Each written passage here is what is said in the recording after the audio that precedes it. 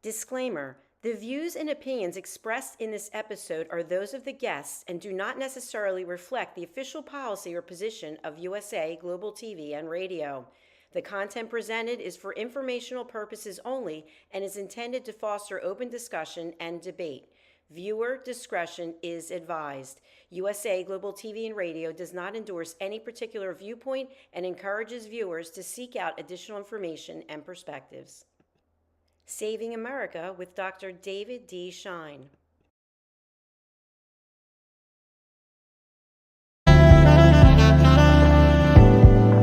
Welcome to USA Global TV and Radio, where our mission is to provide education, entertainment, hope, and inspiration.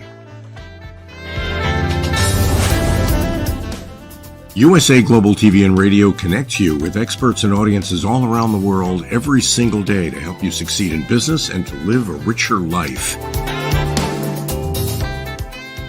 Visit us at usaglobaltv.com to learn about career and life-changing training and mentoring programs like the Listening Mentor. Subscribe to our newsletter to stay informed about our special programs and offers. Discover how you can become a guest on one of our shows or a host or producer of a USA Global TV and Radio show of your very own. That's USA Global TV and Radio, where the doctor is always in.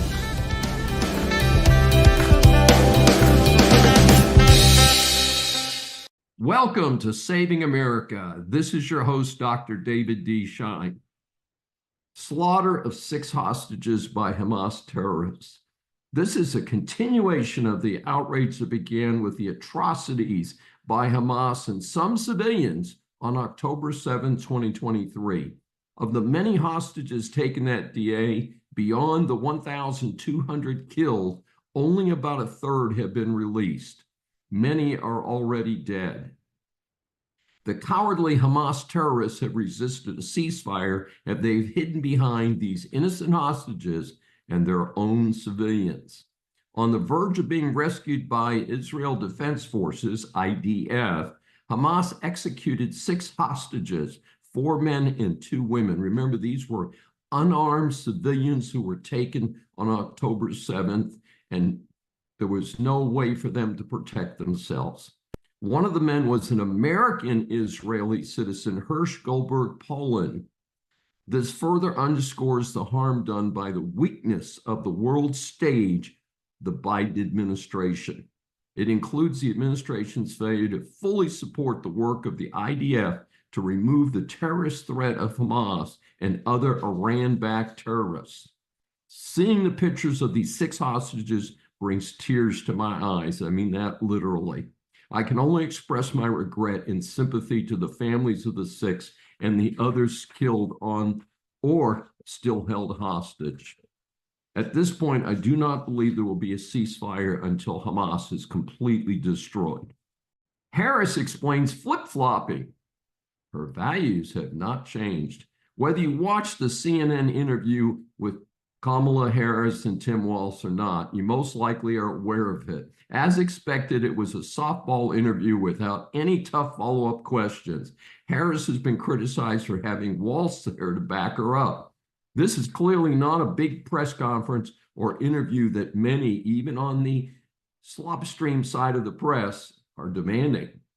About the most interesting admission by Harris in the short TV event was that her values have not changed. She has tried to walk back her statements on banning fracking and many other silly far-left statements. My interpretation is that she will lie to get elected, but if her values have not changed, she will follow her current course with the Biden administration on blocking fossil fuels in any way that she can. A zebra does not change its stripes. She again doubled down on the Green New Deal, despite the ridiculous way that it has been structured and its obvious failures to date. Of course, the Trump campaign jumped on her value statement and reminded voters that she supports virtually open immigration and a quick path to citizenship, and her earlier support for eliminating cash bail that has been listed as a factor in the significant increase in crime and recidivism in the United States. So the debate on September 10th, if it happens, is now queued up to be the critical point in the campaign for both sides. I believe the world is closest to a world war than it has been since the Cuban Missile Crisis over 50 years ago. The weakness of the Biden-Harris administration is being felt in the South Pacific as China has continued its bullying of its neighboring countries. The latest was a deliberate ramming of a Philippine Coast Guard ship by a CCP Coast Guard ship. This took place, note, in the Philippines' exclusive economic zone, causing damage to the ship and, of course, endangering the crew. This is a continuation of attacks that have taken place during August without a significant response from the Biden-Harris administration. I guess Harris is too busy campaigning and Biden is too busy sleeping on the beach in California.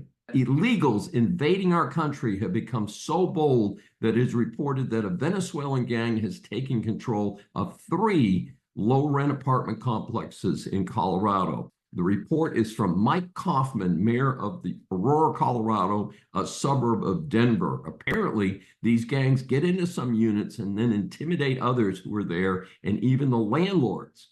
I could understand a report like this coming from northern Mexico, but this should never be happening in the United States. I call on the Biden-Harris administration in the state of Colorado to dispatch National Guard and even Army troops to secure these American apartment complexes. The perpetrators should be jailed and held without bond until they're either imprisoned or deported.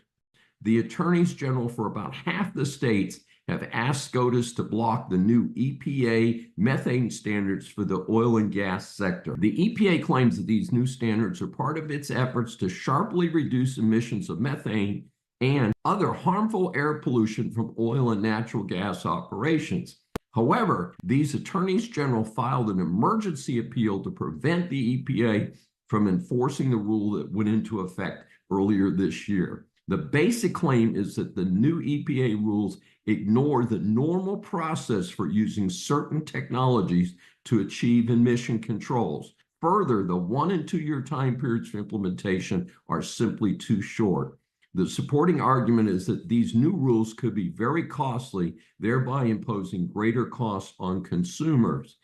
This is an interesting development. High-profile and sometimes controversial Texas Attorney General Ken Paxton has announced that an undercover investigation is being conducted in 3 Texas counties due to concerns about active attempts to enroll non-citizens to vote. The Department of Motor Vehicles, DMV locations, provide voter registrations for citizens when they are registering their vehicles. So he asked, why were there nonprofits set up outside of the DMV locations offering to register people to vote? Paxson has reminded the public that registering to vote if you are not a citizen is a crime. It can result in up to 20 years in jail and a fine of up to $10,000. The president of Columbia University, Minouche Shafik, resigned in mid-August. She went directly to a new position in England. She may also have anticipated a major report on sweeping issues of anti-Semitism across the Columbia University campus. The report is full of detailed reports of Jewish students being personally attacked on campus, including having jewelry ripped off, being harassed out of their dorm rooms, and being blocked from walking around the campus. I remind my fellow Christians that we are right after the Jews if this harassment of Jewish students in synagogues is not addressed and halted now.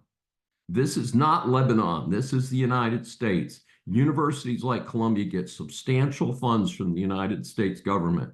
They must be held accountable. Former President Donald Trump said he will unfreeze the current federal moratorium on the death penalty on his first day in office to help fight crime. Apparently, the anti-American Attorney General Merrick Garland did this moratorium with the Biden-Harris administration all the way back in 2021. Sorry, folks, I missed this one. He claimed they wanted to review protocols for executions, whatever that means. In fairness, the Justice Department has pushed for the death penalty against suspects charged with mass shootings in Pittsburgh and Buffalo. So they can be given the death sentence by the jury, but if the feds are not actually executing these criminals, then the threat is not a deterrent. The report indicates that Trump will seek executions for drug dealers and cop killers with his focus on a national crackdown on crime. He also said he would seek the death penalty for those convicted of sexually abusing or trafficking children and drug dealers. This is particularly timely because of the recent deliberate killings of various police officers in the United States. This is a stunning development, and in my lifetime, I have never seen a situation like this. Frankly, it used to be that it was extremely rare for a policeman or a member of law enforcement to be killed, and usually it was just part of a gun battle or something like that, but we have had a series of what have been called executions. This must be investigated. We must crack down on this. I'm not tying this necessarily to illegal immigration. I don't know the direct cause of it, but something is wrong in America and it needs to be cleaned up now. I'm a strong supporter of the death penalty. Here in Texas, a 90-year-old man who helped many was outside of his car. A thug went up to him, shot him, grabbed his car, and then ran over him with his own car. The man died shortly thereafter. This thug deserves the death penalty, and I hope that is the result when he is hopefully caught and convicted soon. And I encourage anyone with any information on this situation to call your local law enforcement authorities. A report from the Journal of Nature claims that geologists may have solved the mystery of the origin of the altar stone at Stonehenge, England. The original theory was that the 6-ton altar stone came from about 150 miles away. Still very, very impressive. The new report is that the stone may actually have come 600 miles from northern Scotland. The difficulty of long-distance overland transport suggests that it was transported by sea. According to the article, it has been estimated that the construction of what we know as Stonehenge began as early as 3000 BC.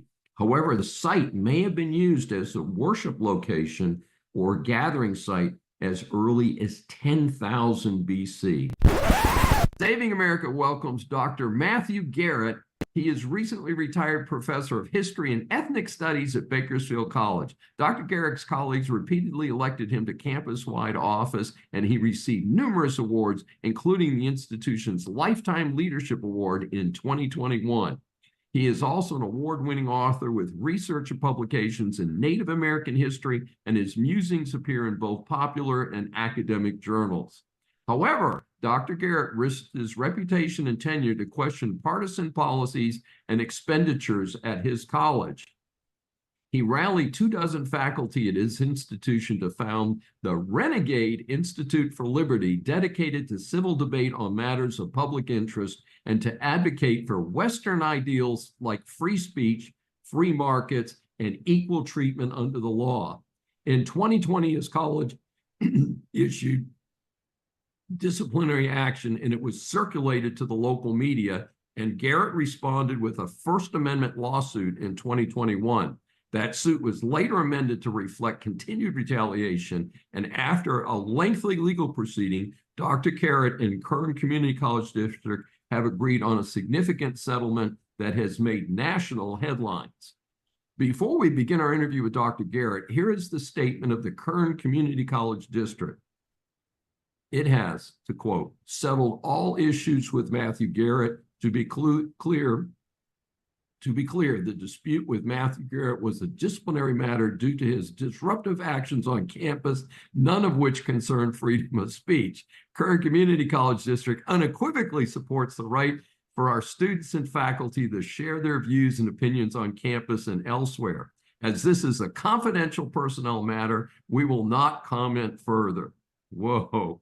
I also want to acknowledge that I was a guest on the Bakersfield College campus through Dr. Garrett a couple of years ago. Our series of interviews for Saving America establishes that the world truly is full of interesting people. We welcome Dr. Matthew Garrett for his first appearance on Saving America. Thank you. Thank you for having me. I appreciate it. Okay, you didn't doze off while we were doing that long introduction? No. Okay. First of all, tell our audience how DEI factored into your dispute with Bakersfield College. Sure. Well, following the death of George Floyd in 2020, there was a new fervor that crossed the nation, and our college was no different. There in Bakersfield, which had always really been a very moderate, non-political sort of entity, our campus leadership held some meetings and rolled out this new racial equity commitment. And of course, I would imagine your listeners are familiar with the concept of equity. It's about adjusting, controlling outcomes to make sure everything is the same. So racial equity would be to ensure that all racial groups have the same outcomes. And so along with that came a flurry of new programs. We're going to start recruiting faculty based on their race. They instituted a new acronym, which I'd never heard before, URMs, underrepresented minorities, who are going to receive favoritism in employment. And of course, this is not legal in California, which in 1996 banned racial preferences. It is legal in some states to do some sort of quotas and things, but not in California. And so there was this flurry of new activity, energy, new DEI speakers brought in. There was one gentleman they contracted repeatedly and paid him hundreds of thousands of dollars to tell us his political views about why we need to treat one racial group different than another. I remember one contract was $180,000 for 42 hours of trainings. And Dave, you're better at math than me, I think, because of the business background. But I think that's something like $4,200 an hour for Pretty DEI close. training. So this sort of just insanity was grinding on a lot of us. And so I organized faculty, we discussed, we debated, we raised concerns, pointed out some of the expenditure problems, questioned why money was going to partisan groups, organized a petition to the board to ask them to not approve the racial quotas. The board ignored us and moved forward with the racial quotas, said they needed to reduce white employee population from something like 60% down to 24%, and needed to increase Hispanic population from 30% to 60% or something like that. And so there was this real aggressive move, and we started to ask questions that really grinded, I think, onto the social justice advocates. They did not like having those discussions. They didn't want to defend those positions. And so it escalated with sort of nasty emails on campus and committee room discussions. It escalated until October 2022, when one of the social justice leaders, a woman who leads the racially segregated classes, brought her students to a meeting, and then her students began accusing me and a couple others of some sort of racial misconduct during a meeting. They didn't know that I recorded that meeting, and so we had clear evidence that they were making it up, but they went from venue to venue spouting these allegations and eventually manipulating the Board of Trustees to believe and take incorrect action based on those allegations. Wow, something else. Our second question, how did the statement from one of the members of the Kern Community College District Board of Trustees factor into your own situation? He wanted to cull, C-U-L-L, the conservative faculty and take them to the slaughterhouse. So it sounds like he was treating you like cattle. Yeah, that's Trustee John Corkins, who's a rancher. And when this race hoax was brought to the board, and they brought in a faculty member, a student, a couple of community activists, none of these people have I ever even met, were ranting on about how white supremacy was overrunning the school and it was all my fault and students were being threatened and this just utter nonsense allegations. In response to that, Trustee Corkins articulated how it was hard to get rid of bad faculty and that he'd really like to treat them like he does his cattle, which is to take us out to his slaughterhouse and end our lives, which was just horribly gruesome, violent language. And really, I don't have any anger or animus towards him over it. I understand if he believed those things to be true, I understand him being concerned about them. But I think I pity him because it speaks to his naivete that he would believe these really vague, silly, obviously self-contradictory sort of comments. And it really put him in a bad light. It put the position of the school in a bad light. As we went forward to the hearing, it became obvious that everything was manufactured. And I think it left he and the district on the hook for quite a bit of damages. Faculty, not just me, but other faculty feel very much afraid, intimidated, silenced. There's a recent climate survey that was conducted where dozens and dozens of employees say they're afraid to speak because of this sort of climate, that they know that if they have the wrong viewpoints, they'll be targeted by a social justice leader. They'll manipulate the board to attack them. The human resources or whoever else will target them. And the entire system will come against them if they dare to express a different opinion. So I think that the comment carries a lot of weight and did a lot of damage. Wow. Well, and our third question is a little bit of change of pace, because you have now, as we've talked about, been really through the ringer. What is your best advice you can give to a conservative college faculty member in a liberal college, which of course most of them are at the moment? Yeah, I think that before you do anything, you need to understand that it's a difficult path to go down. It's better to just be left alone, right? Tenure isn't what people think it is. In California, at least, tenure just means that before you're fired, you have the right to a hearing, an administrative court hearing, and that can be quite expensive. The state has essentially unlimited funds at its disposal to litigate and appeal indefinitely.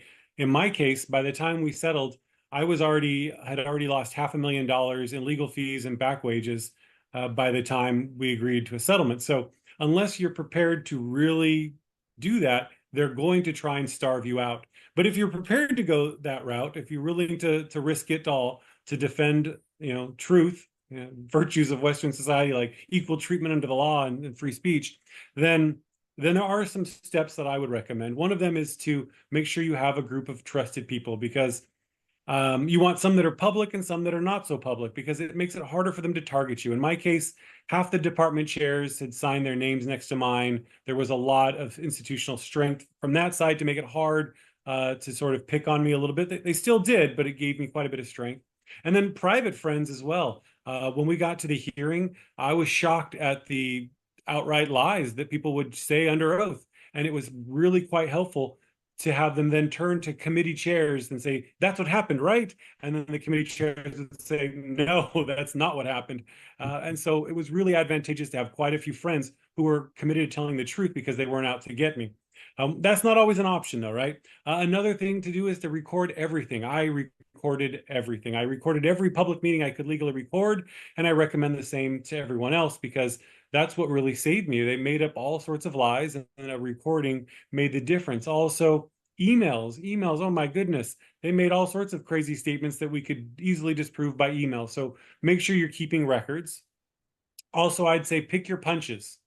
You can't fight every single thing, right? There's just too much of it. It's crazy. So in my case, the first thing I really took issue with was I gave a lecture on free speech, the importance of free speech, and how I was concerned that social justice activities were infringing on free speech. Now, they went ahead and disciplined me for that anyway, but that was a particularly, I was aware of the optics. I didn't think that they would really be foolish enough to discipline a speech on free speech, but you never really know. But choose your optics, and that really helps also with building community relations. I think that's a key.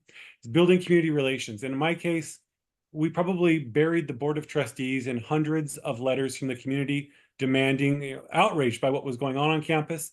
And so that entailed me having to go to committee meeting groups and saying, look, here's what's going on. Here's some of the evidence. You really should be concerned about the loss of your institution, this ideological capture of your college. And I didn't sign up to be an activist. I didn't want to go to all these meetings, but that became an important part of sort of building a defense against it. And then I think the other thing that I wish I had done was I wish I had fundraised from the very start. I started a fundraiser at the end when it got pretty desperate, but I wish I had started at the beginning, because, as I mentioned to you earlier, this is incredibly expensive. And I didn't launch it earlier because I didn't want to feel like I was exploiting people or anything for money. But as it became hundreds of thousands of dollars and I was in way over my head financially, I wish I had started that earlier. So as soon as they begin to target you, maybe it's not too early to start a fundraiser to challenge for a legal defense fee for whatever might come along or something. Fascinating situation. How can our audience get more information about you and about some of the struggles that you faced? Well, despite suddenly becoming this public figure activist, I'm really not that public. I don't have a web page. I don't have much of an active Twitter account. But you could find information, I suppose, by Google. There's a lot of news stories. Fox has done coverage. The College Fix and Just the News have both done excellent coverage on the case. I have a GoFundMe fundraiser page that I've suspended, no longer collecting funds, but it still exists. And if you visit that page, you can find a link to quite a few older articles. Authors like Jonathan Turley have addressed it. It's showed up in all sorts of venues. So there's quite a bit of media out there that can be read about, though you're not likely to find much of me on the web. I don't have that much of a presence. The murder of Harris County Deputy Sheriff Maher Husseini attracts national attention. On September 3rd, a Harris County sheriff was shot to death in his car on the way to work. The sheriff was Maher Husseini, whose friends and family report was truly one of the good guys. From the beginning, it appeared that this was a targeted shooting. It turns out the story behind this senseless tragedy was even stranger. The alleged shooter was Arthur Muraday. He fled the scene of the shooting, was spotted the next day in Galveston, about 50 miles from Houston. A police pursuit ensued where he crashed his car into Galveston Bay. Then, bizarrely, he tried to swim away from the police. He was apprehended within 45 minutes, apparently with the assistance of a canine dog. He was treated for minor injuries and later jailed in Galveston. As his story is recorded, he is being transferred to Houston with a request by authorities that he be held without bond. Sheriff Husseini was also a partner in a security business, Jaguar Security, based here in Houston, Texas. Muraday had security companies in Dallas, Texas. Apparently, Muraday and Husseini had some contact about a year ago, according to the Jaguar Security co-owner. There was a suggestion that Muraday may have been upset about losing some business to Jaguar Security. That's not clear. Local TV Channel 2 reports that several of Muraday's businesses in Dallas had their charters revoked over the last 2 years. I saw some of the paperwork on it. It's official from the state government of Texas. Not surprisingly, Muraday's sister was interviewed by local press and said that her brother was suffering a mental breakdown. Given the behavior reported, he may be indeed laying the foundation for an insanity defense.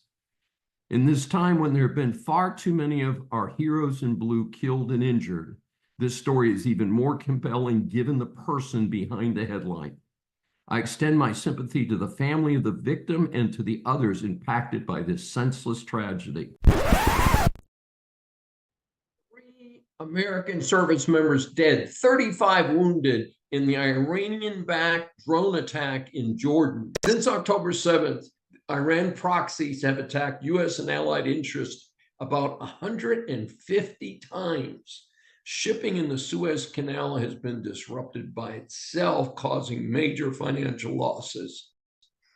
What has the Biden administration done? Nearly nothing. Recently, Houthi encampments have been bombed by American and British forces, but has not made a dent in their attacks on the U.S. assets and its allies. Now, the predictable result, a drone attack killed 3 of our brave service members and injured about 36 more. 8 of those had to be taken to Germany for more intensive medical care. The blood of these dead and injured is on the hands of Biden and his administration. And this includes the hapless Lloyd Austin, who was MIA for at least 2 weeks recently.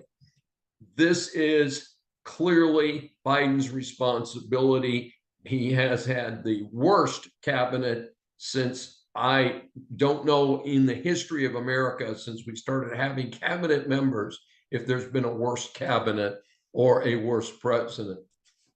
Many of our audience know that my late father was career military. I am sure that he is rolling over in his grave given the senseless loss of life that could have been prevented by prompt and severe results for anyone attacking the U.S. and its allies. What needs to happen? Swift and decisive responses for sure.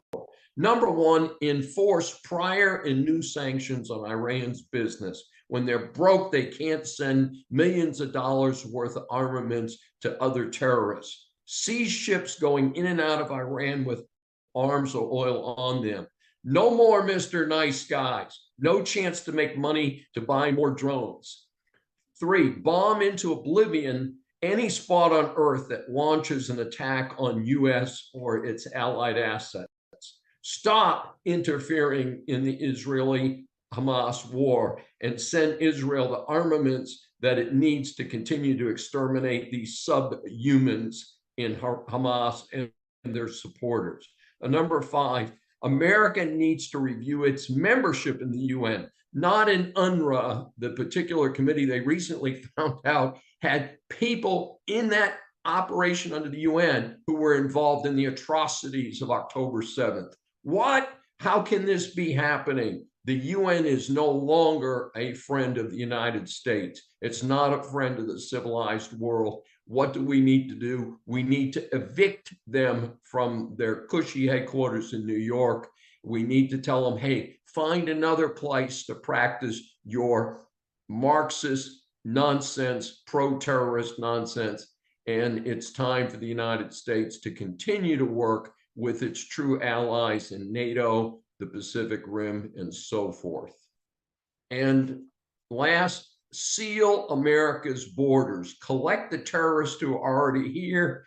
Don't send them back. They'll just be back, or they'll launch attacks from another country. Put them in Gitmo for life.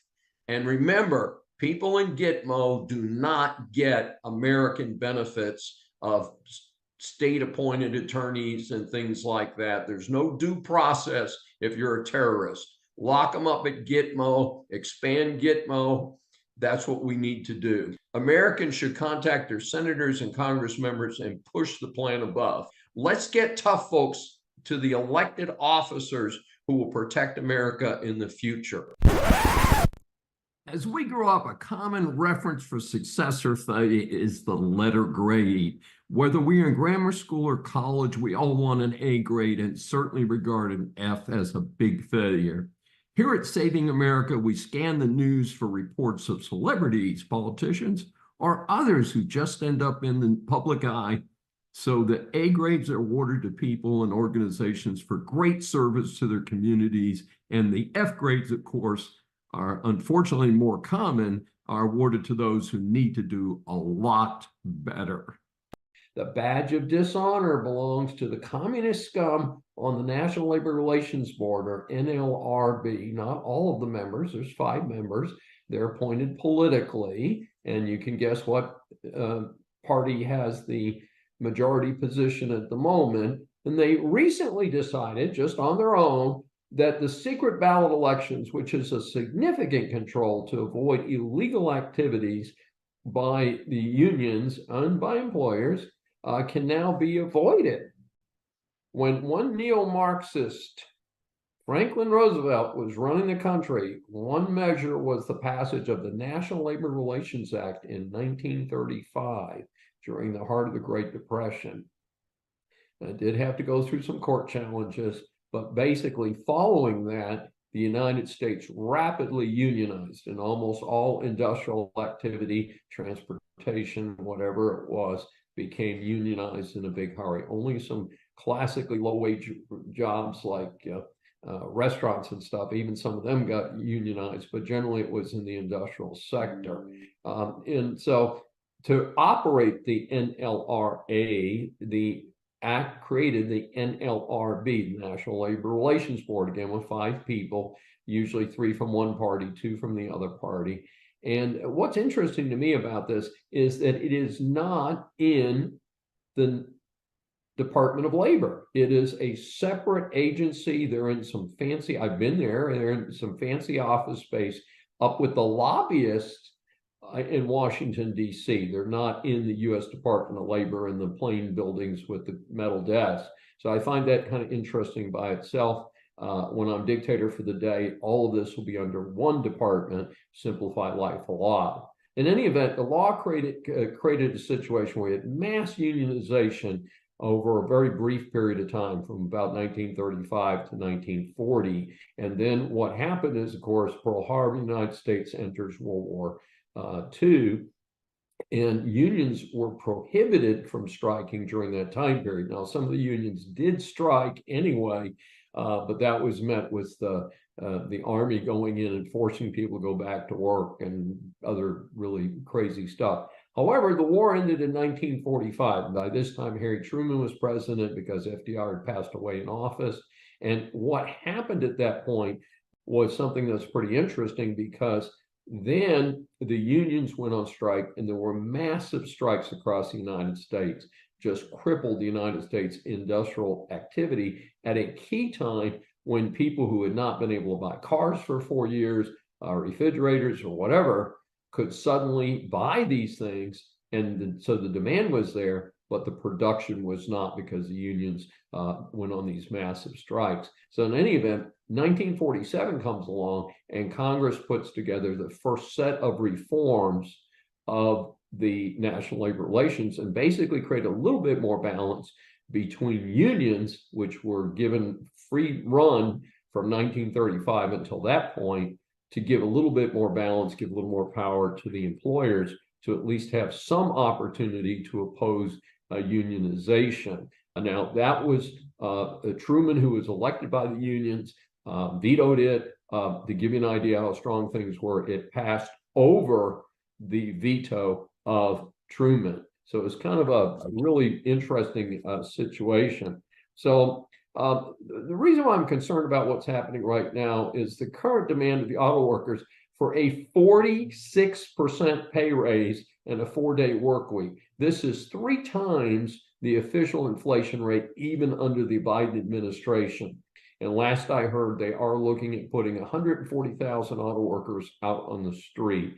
And I, frankly, just speaking for myself as a management advocate, hope that the automakers will hang tight, because if not, we're going to see even more inflation in this country, and auto prices are already out of touch for most Americans to buy a new car. I expect that would get even worse if the automakers roll over on these unreasonable and ridiculous demands. In any event, when you want to form a union, the idea was the union would get out and would have to have at least 30% of the employees sign cards.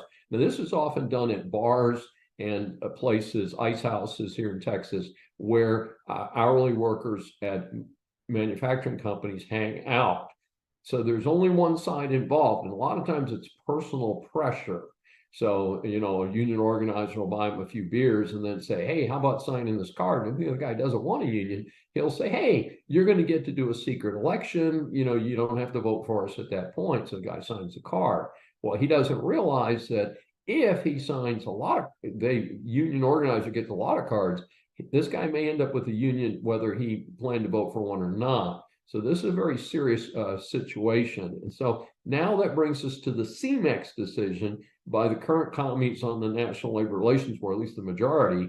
And what it says, the unions are now going to be automatically recognized if they get 50% of the cards in the bargaining unit. Again, there's no interference or no opportunity for the employer to give back. At that point, the employer is going to have to demand that there be an election. The employer will only have 2 weeks to do that. I think most employers in the United States will demand it within 24 hours, at least if I have anything to do with it.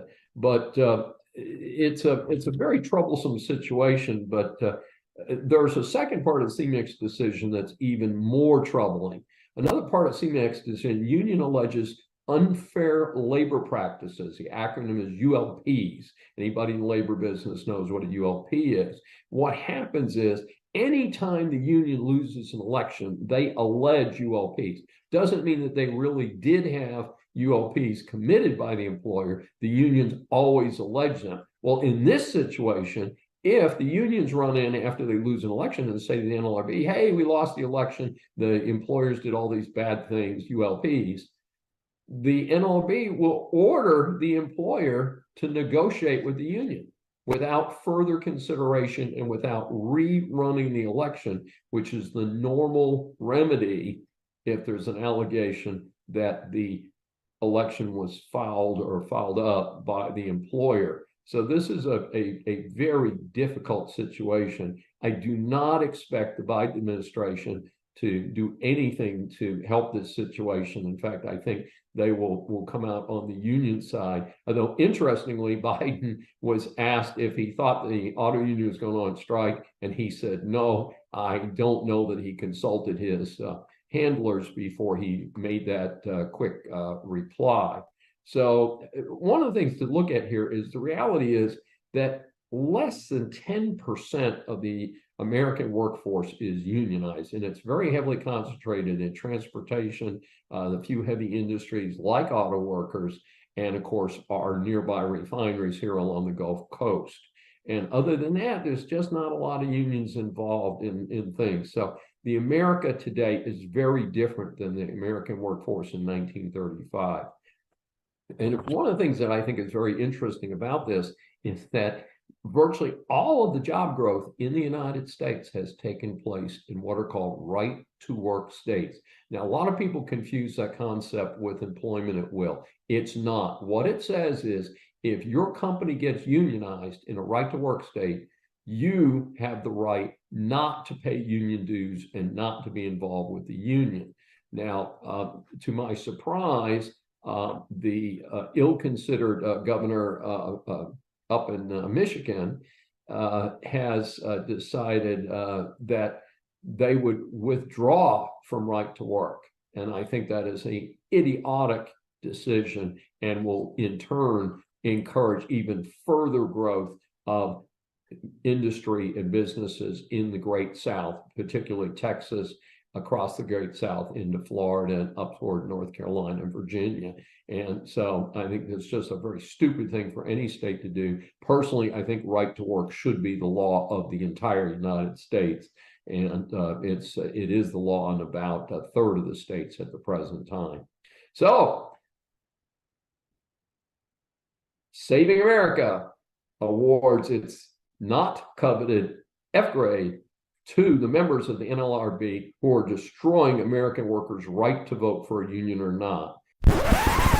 Saving America welcomes John R. Miles. He's an entrepreneur, award-winning podcast host, former U.S. Navy officer, and a Fortune 50 senior executive. He is a leading authority on intentional behavior change. He is the author of Passion Struck, 12 Powerful Principles to Unlock Your Purpose and Ignite Your Most Intentional Life. These principles are applied to a person's mindset and behavior.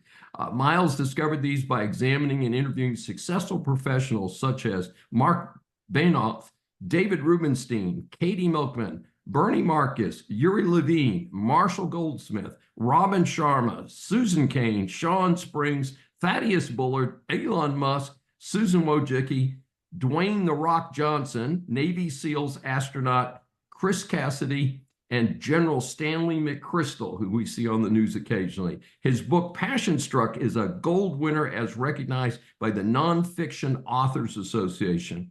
Our series of interviews for Saving America establishes that the world is full of interesting people. We welcome John Miles for his first appearance on Saving America. Oh, David, such an honor to be here and love the name of your podcast and also your book that you wrote about on the same topic. Thank you so much, John. So let's get our audience up to speed on what you're up to. So you were describing a very specific area of expertise. Please share with the audience how you came to pursue this specific type of research. I think we are best positioned to serve the person who we once were.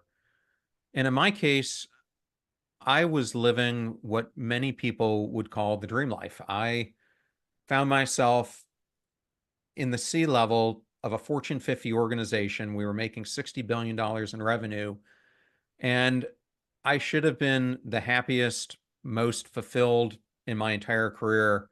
And I felt just the opposite, completely lost, out of control in many ways with the way my life was going from a personal perspective, because I was living it in a very unbalanced way. And I was so much consumed with my career that I was letting in retrospect, the most important elements of my life, my health, my mental health, my relationships, etc., take second fiddle to this all-encompassing growth track that I found myself on. And I don't think I'm immune to the fact of this happening. I think so many people live life today as I was, which Henry David Thoreau coined as quiet desperation, where we find ourselves stuck in this spot where we're living the life we feel we should be living and not the ideal life that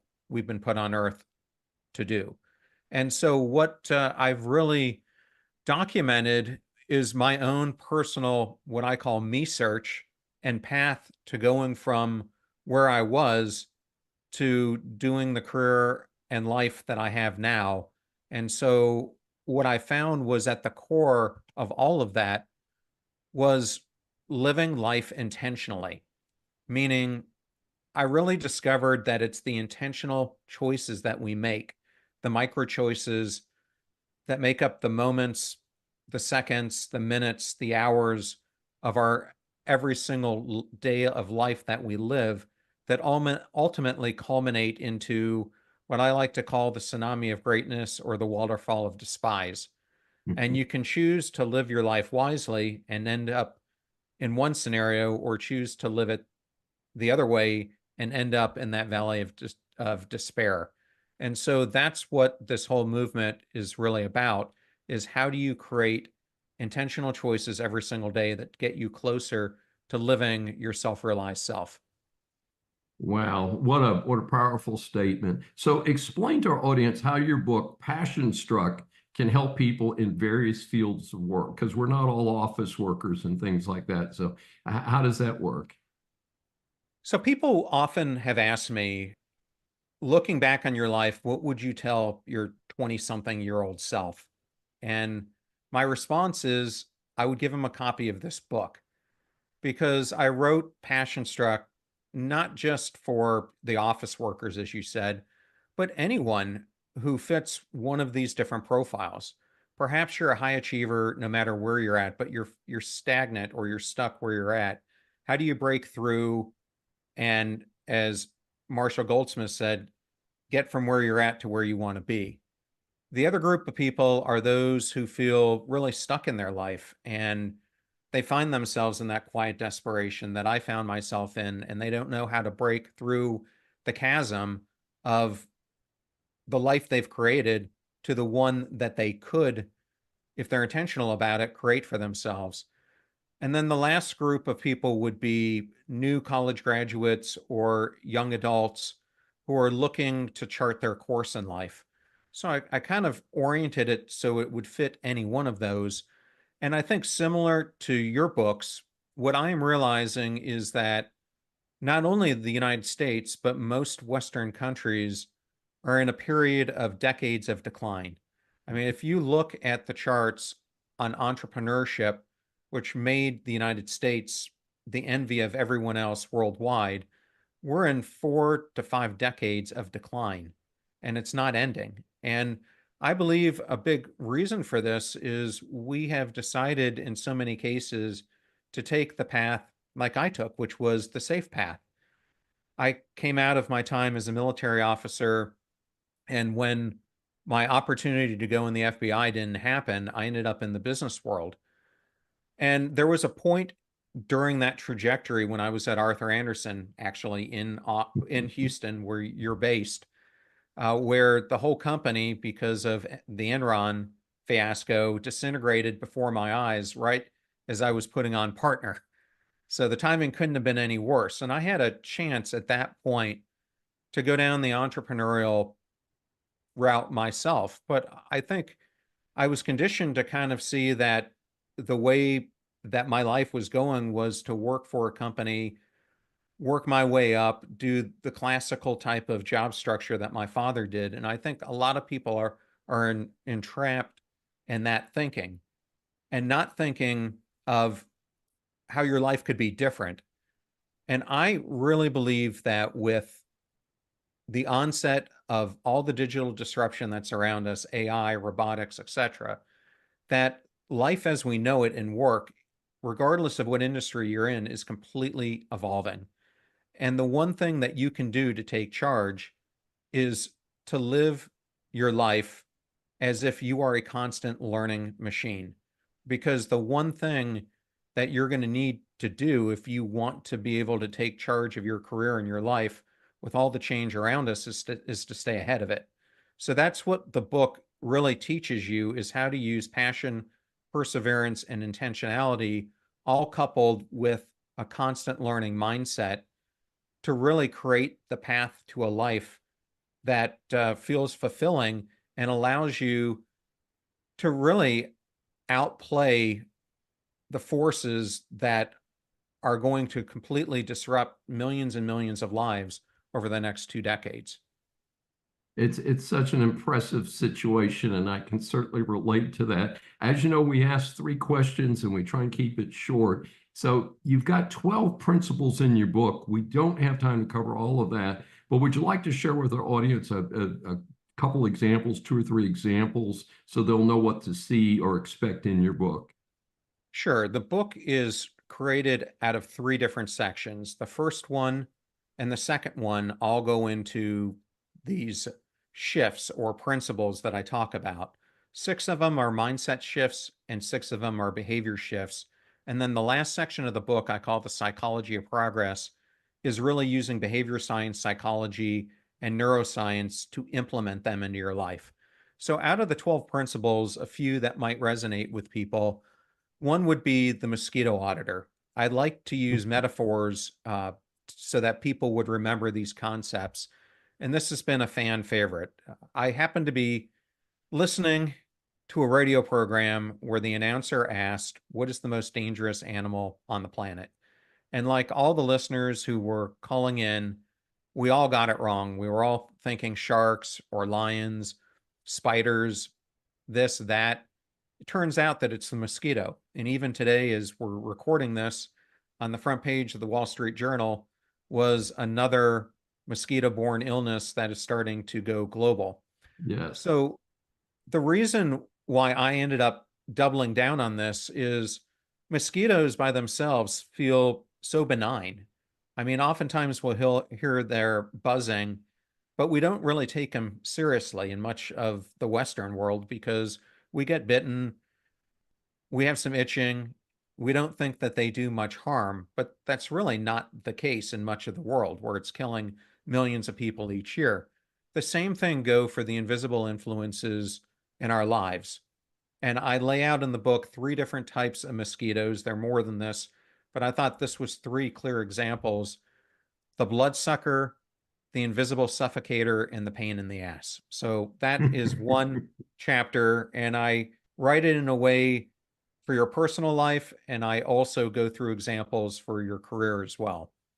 I think in the second section, where I go into the behavioral shifts, there are a number here that are really important, but I'll go to the last one. I wrote this chapter on the concept of being a conscious engager.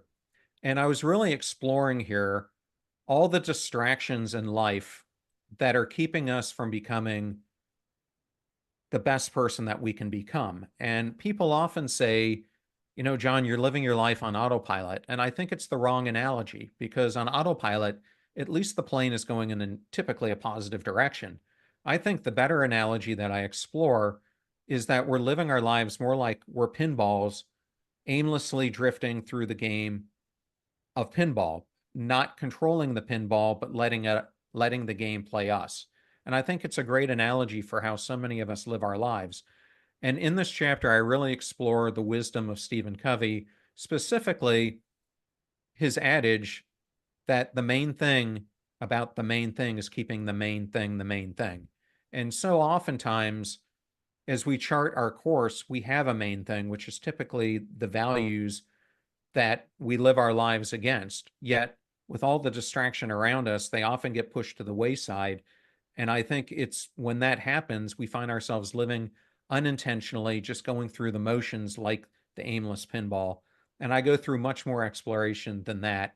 But those are just 2 quick examples of the 12 principles. Really amazing, John. Sounds like a tremendous book. How can our audience get more information about you and your book? Well, thank you for asking me that. The best two ways would either be to go to the company website that I'm a part of, Passionstruck, PASSIONSTRUCK, just like the book behind me, or my personal website, John, middle initial R, Miles.com. You can find the book wherever books are, and you can find my podcast, Passionstruck, wherever podcasts are. Business students, business persons, or consumers, business law impacts much of what you do. This segment is designed to help you get past the headlines on key stories. Rudy Giuliani appears to have scored a rare legal win, or did he?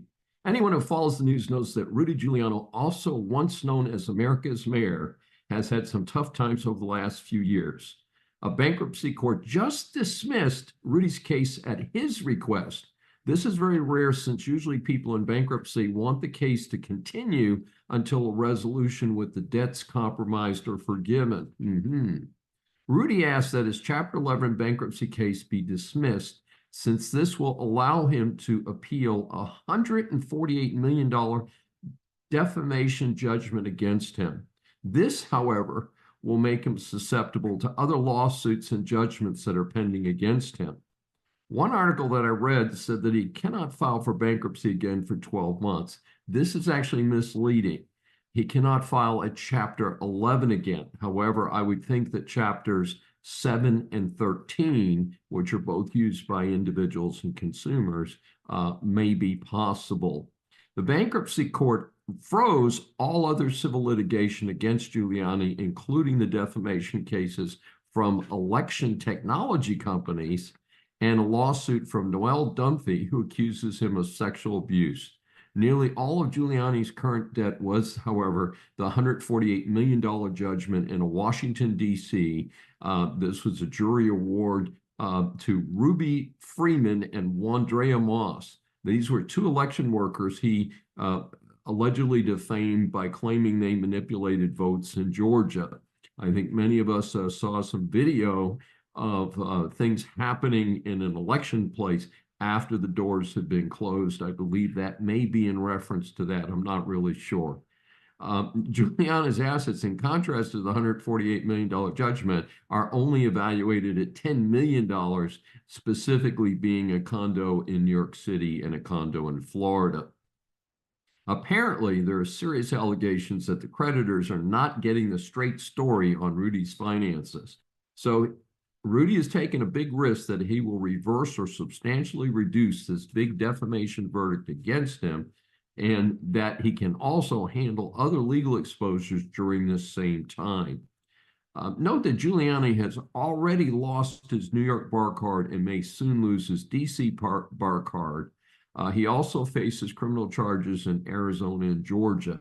A lot of this is tied to his concerns about the integrity of the 2020 presidential election. I'm actually have in the works a new law journal article regarding law licenses being taken away from persons who are actively involved in some of these cases. It is very unusual for an attorney to lose their bar card, but it seems that some of these attorneys have been targeted to have their bar cards removed. So it's a tough situation out there. It'll be interesting to see what happens with America's mayor. Thanks for joining me for Saving America. If you have questions or comments, please find me on various social media sites. I'm Dr. David D. Schein, and I will see you next week. Welcome to USA Global TV and Radio, where our mission is to provide education, entertainment, hope, and inspiration. USA Global TV and Radio connects you with experts and audiences all around the world every single day to help you succeed in business and to live a richer life. Visit us at usaglobaltv.com to learn about career and life-changing training and mentoring programs like the Listening Mentor. Subscribe to our newsletter to stay informed about our special programs and offers. Discover how you can become a guest on one of our shows or a host or producer of a USA Global TV and radio show of your very own. That's USA Global TV and Radio, where the doctor is always in.